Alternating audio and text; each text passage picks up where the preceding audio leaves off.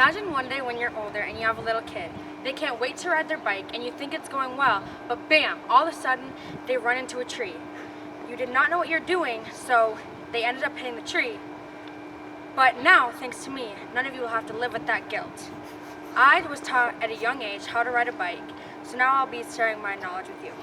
I'll be teaching you how and what to check, how to get on the bike, how to properly ride around, and how to safely get off the bike. So let's start off with checking everything and making sure it's in place and working. So first we check the brakes. How to check the brake is by squeezing this and making sure this back little thing is squeezing properly. So we check the back one and the front one, and we know that they're both working. So now we check the tires. You check the tires by pressing it and see if it doesn't bounce back that much. This one is good, so next we check this one, and that one's good. It's best to have air in your tires so that you have more control, because if the tire's really flat, you'll have less control and it'll be more wobbly. Now we check the seat height. The seat height's very important because if it's not right, then you'll be tippy and wobbly.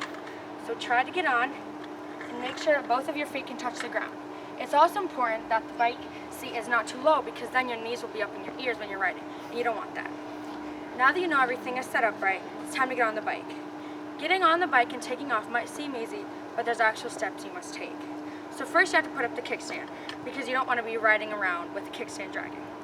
And then, when you first get on and you're about to start taking off, you need to make sure that you're not going too slow, because if you start off too slow, then you'll fall over. And then third, you have to have a steady pace. If you don't have a steady pace when you're riding, then you'll get tired easier. After you've been riding for a while, you're going to want to get off, so I'm going to teach you how. I want to make sure that everyone can stop a bike safely, so here's how.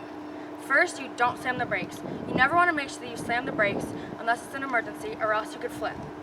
Now, after you've known that, you need to make sure that you're pressing the brakes really lightly so that it doesn't wear them out and it's just a safer stop. Then after that, you put the kickstand down after you get off. You don't just throw it, because then your bike can break, and you don't want that. Now that you know some of the main safety precautions to take while riding a bike, future rides can be more enjoyable. I tell you how to check and make sure everything is in place, how to get on the bike and off, and how to safely stop the bike. Now remember when your kid hit a tree when you were little and called you the worst mom in the world? Well, now you're the best mom in the world, because your kid is riding quicker than everyone else, because you're the only mom who knew how to teach their kid. Thank you.